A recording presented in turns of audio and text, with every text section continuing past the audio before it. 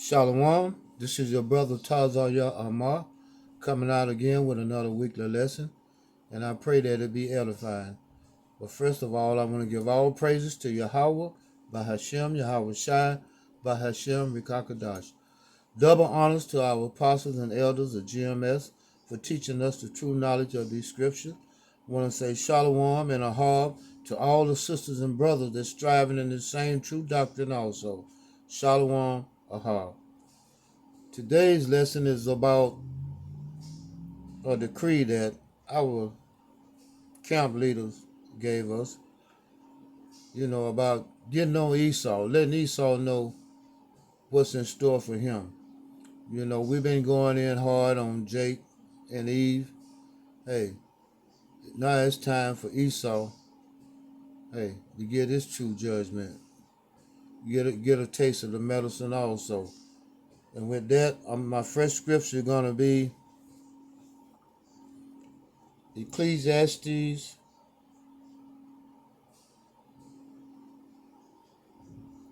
Ecclesiastes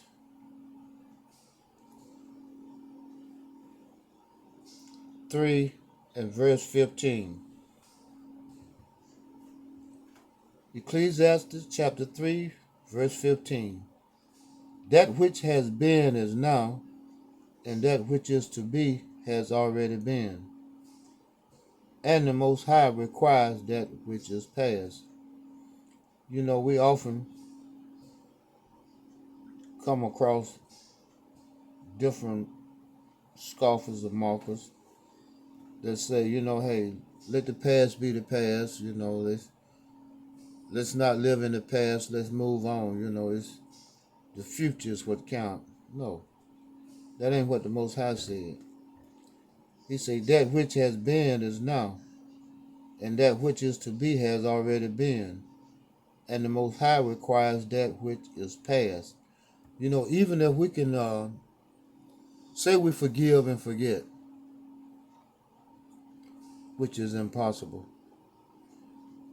the Most High is not going to forgive and forget. One day is like, 1,000 years. 1,000 years are like one day. So all the atrocities that was committed upon his children, his son, Yahushua, it's fresh in his mind. It's like it happened a few minutes ago. So now how is we going to forget if he's not going to forget?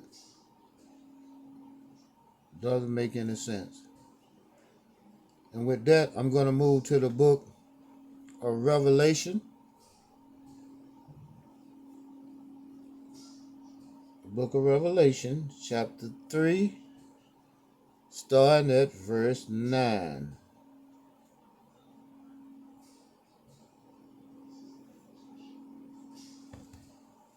And it reads, Behold, I will make them of the synagogue of Satan, which say they are Jews, and are not, but do lie. Behold, I will make them to come and worship before thy feet, and to know that I have loved thee. That's the Most High saying that, hey, these Edomites, even though they've been in rulership for what? The last 1,000, 1,500, 2,000 years or whatever, their rulership is finna come to an end. And the true peoples of the Bible, they're going to have to come and bow before us, and accept their role as being the slaves. Just like we had to bow down to them, and kiss their feet, couldn't look them in the eye. Now it's their time. Whether they believe it or not. And with that, I'm going to move to the book of Revelation.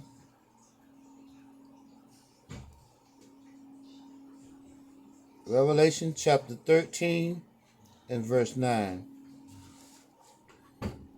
And it reads, if any man have an ear, let him hear. He that leadeth into captivity shall go into captivity. He that leadeth into captivity shall go into captivity. He that killeth with the sword must be killed with the sword. Here is the patience and the faith of the saints. You know, and we're looking forward to the day that, hey, we're going to get justice. You know, our ancestors, they never did get no justice. You know, hey, they was being lynched and hung on trees. And the worst part about it, even after being lynched, after sundown, you were supposed to take the bodies down. No. They left their bodies up to decay and to be prey for the fowls of the air. You know, vultures. You know, all birds of prey will feast on their carcasses.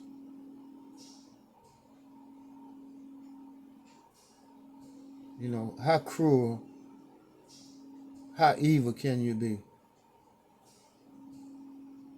You know, didn't even have the decency to take a body down and bury it. Just leave it up hanging like, as Billie Holiday said, strange fruit.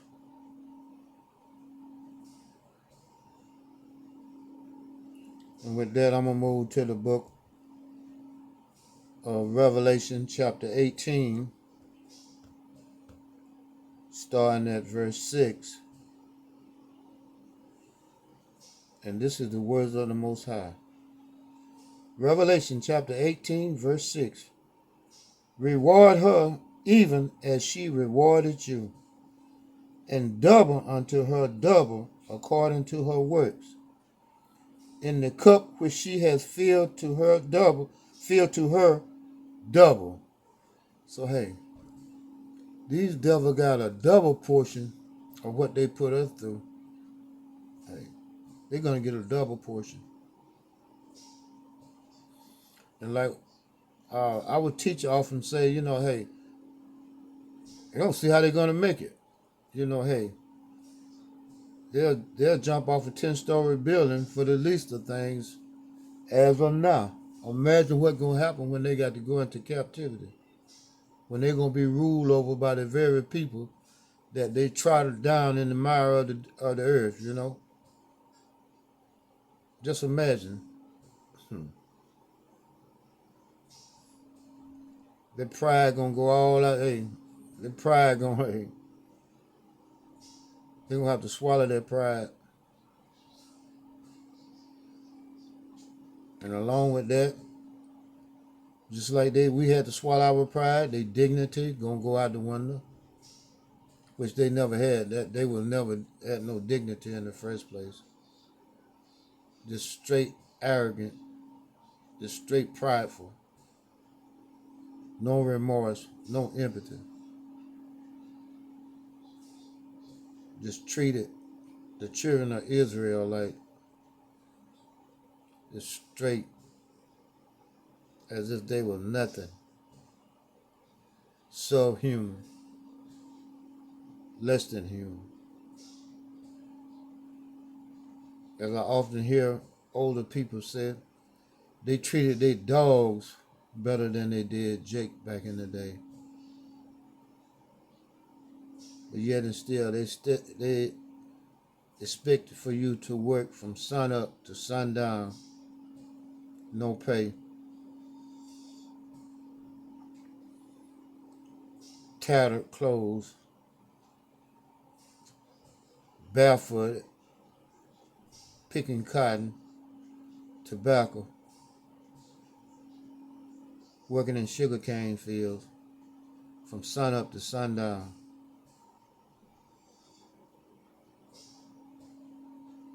From little toddlers all the way to the elderly. and the expectation, hey, and the requirement, hey, just because you was a toddler, uh, you know, just up in age, hey, it didn't matter to them. It didn't matter to those devils. It's straight cruel.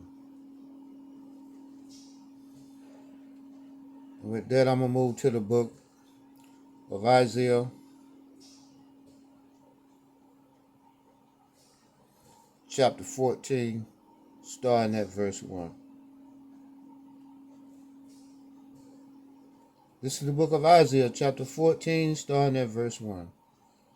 For the Most High Yahweh will have mercy on Jacob, and will yet choose Israel, and set them in their own land, and the strangers shall be joined with them, and they shall cleave to the house of Jacob. You know, all the atrocity that you put us through, guess what? At the end of the day, at the end of your reignship, at the end of your queendom, hey, you're going to be up under our subjection. Imagine that. And just imagine what's in store for you. As I read earlier, hey, you're going to get a double portion of what you meted out to us. You're going to get a double portion.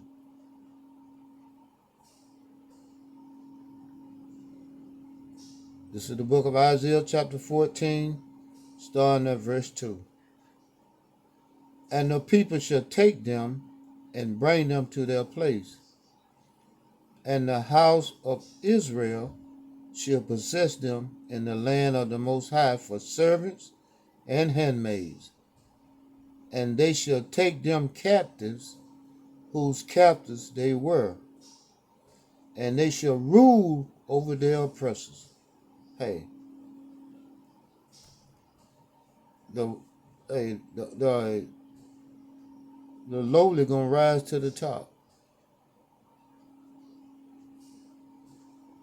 as the old saying go. Hey, the cream gonna rise to the top, and the Most High finna churn this place like butter. And anybody know when you churn butter, hey, the cream rise to the top, and the fat settle to the bottom. And how is he gonna churn this butter? ICBM missiles, hey, and no laser beams from them chariots. Which is, hey, from my understanding, I may be wrong. I can stand a correction. Unlike a lot of other people. Ain't gonna call no names. Hey, those laser beams, the ICBM missiles, are gonna be hotter than the surface of the sun. So now imagine that. And with that, I'm gonna move to the book of Obadiah, chapter 1, and starting at verse 17. Obadiah chapter 1, verse 17. But upon Mount Zion shall be deliverance, and there shall be holiness, and the house of Jacob shall possess their possessions. I'm going to read that again. But, Obadiah chapter 1, verse 17. But upon Mount Zion, which Mount Zion is a people before it's a place, talking about the children of the Most High, the Israelite, shall be deliverance. Shall be deliverance. That means it's inedible. Ain't no doubt about it. The Most High promised that. And there shall be holiness. That means, hey, the law, statutes, and commandments going to be in our inward parts.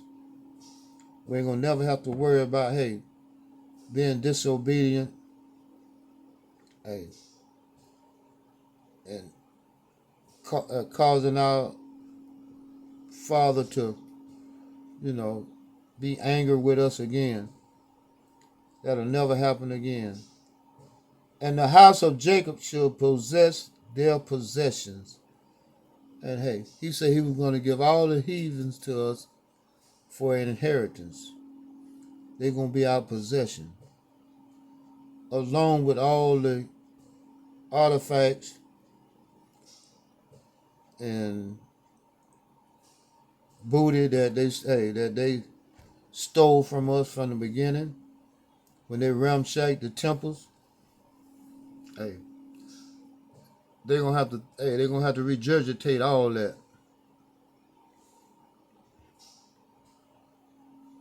And with that, I'm gonna move to the book of Obadiah, chapter 1, verse 18. And the house of Jacob shall be a fire, and the house of Joseph a flame, and the house of Esau for stubble, and they shall kindle in them and devour them. Man, the house of Jacob shall be a fire, and the house of Joseph a flame, and the house of Esau for stubble, and they shall kindle in them. Hey man, we're gonna slow cook you like a rotisserie chicken, and devour them, and there shall not be any remaining of the house of Esau, and there shall not be any remaining of the house of Esau. It says shall not. It didn't say might not. It didn't say perhaps, maybe, I don't know, anything to contradict that it's going to happen. It doesn't say that. It says shall not be any remaining of the house of Esau, for the Most High Yahweh has spoken it. And we all know he's a man that cannot lie.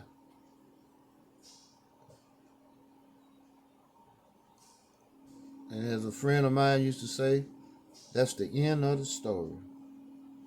And with that, I'm going to move to the book of Hebrew, chapter 12.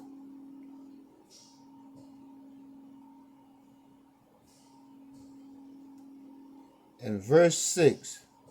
Salaki, 12 and 16. And it reads, lest there be any fornicator or profane person as Esau. I'll read that again. Lest there be any fornicator or profane person as Esau. So, excuse me if I'm wrong. Salakia if I'm wrong. But from that scripture there, they say, lest there be any fornicator or profane person as Esau. So, to me, that sounds like, hey, he's the basis of men. And I think that's scripture. He's less than that drop that falleth from a bucket or from a vessel. Who for one morsel of meat sold his birthright. So now y'all can go ahead on with that bullshit talking about Jacob stole Esau's birthright. No, he sold it. He traded. He made an even trade. And then he tried to go back on his word. So y'all can go ahead on with that Jacob stole Esau's birthright or he tricked Esau out of his birthright. Nope. Even swap ain't no swindle. Hey, he chose a pottage of red meat, a bowl of red meat for his birthright. That's what he chose. So, hey, let's get it right. And matter of fact, I'm going to read that again. The book of Hebrews, chapter 12, verse 16. Lest there be any fornicator or profane person as Esau, who from one morsel of meat sold his birthright. It didn't say Jacob stole his birthright. It said he's for one morsel of meat sold his birthright. So now let's like I say, let's get this straight. So I'm sick and tired of people talking about Jacob stole his birthright. For whatever reason, I guess that make a certain demographic of people feel better about the fact that hey, they are the descendant of Esau and that Esau got swindled in the deal. No. Esau swindled his damn self. Matter of fact, he didn't want his birthright. According to the scripture, that's what he said. He said, "What good is his birthright gonna do him if he's starving? If he on the verge of starving?" That's what he said. So once again, let's get it right. And with that, I'm gonna move to the book of Psalms, chapter 49 and verse 11. And this is the mindset of Esau today. Psalm chapter 49, verse 11. Their inward thought is that their houses shall continue forever, and their dwelling places to all generations. They call their land after their own names. You know, this is the pride of these devils. They think that they're going to rule forever and that ain't going to be no accountability. That's somehow that I don't see how that escaped them. That all the things that they done portrayed upon this earth against so millions and millions of people, they think that hey, there's no accountability. You know, hey, it's just something that just happened. You know, uh, let bygones be bygones. You know, let's move on. Okay, we're gonna move on, all right. We're gonna be in a direction that ain't gonna be formidable for you. Not in the least little bit. And you know this. You know the Most High ain't gonna let you get away with all the atrocity that you done brought forth on this place, not only on this place, but the people, His chosen people. You know you got a heavy debt to pay, but somehow or another, you think you're gonna wiggle your way out of it.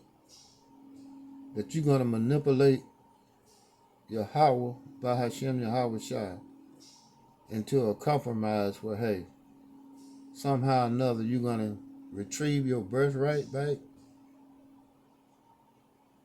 Have you done murdered millions and millions and millions of people in the process of trying to obtain your birthright?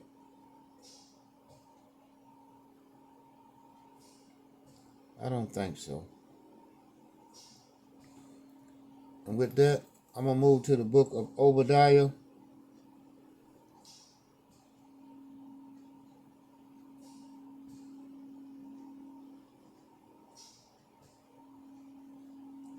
Back to the book of Obadiah, chapter 1, and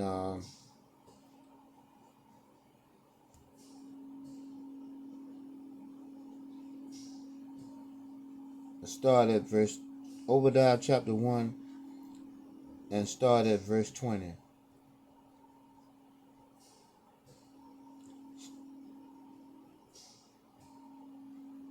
No, Salaki. Um, I'm gonna go back to the book of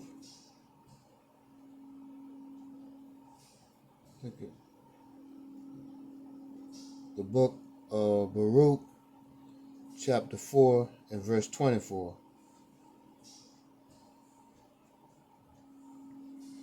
This is the book of Baruch, chapter 4, verse 24.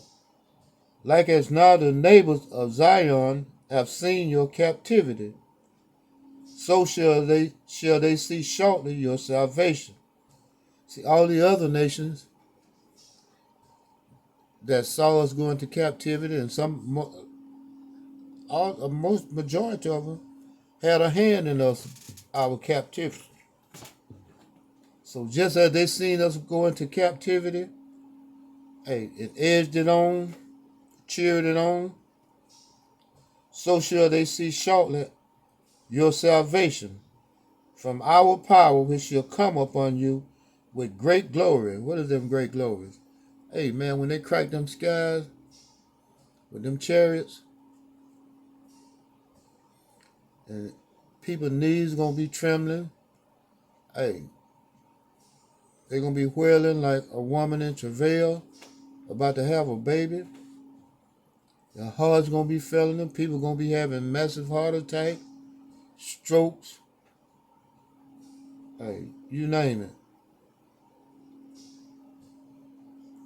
And once again, I'm gonna start at the book of Baruch, chapter 4, verse 24.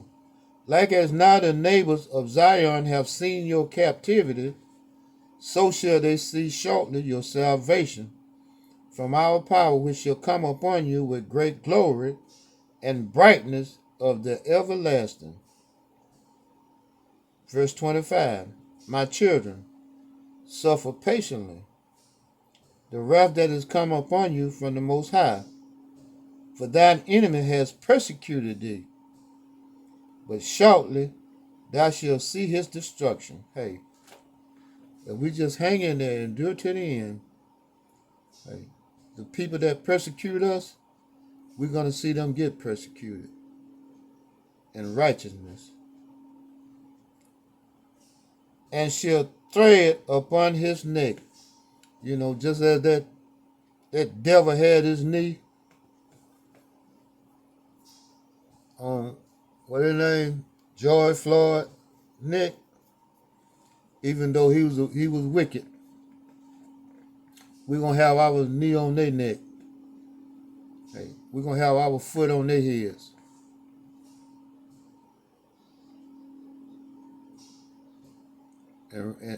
And we're going to do it in righteousness. Because, hey, it's going to be by the orders of Yahweh, by Hashem Yahweh Shai. With that, I'm going to move to the book of Isaiah chapter 54. Chapter 54.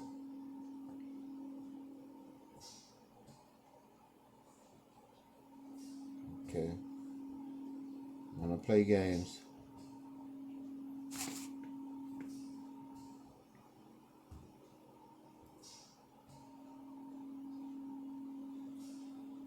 This is the book of Isaiah chapter 54, verse 17.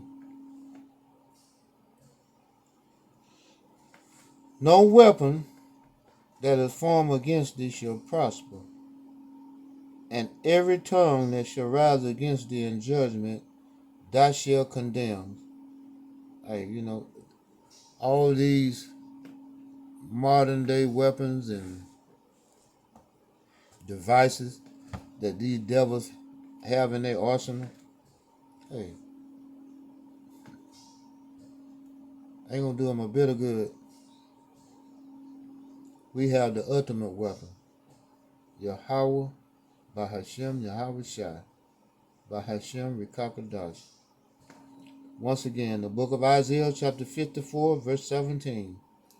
No weapon that is formed against thee shall prosper, and every tongue that shall rise against thee in judgment thou shalt condemn. Hey, these devils ain't gonna be able to look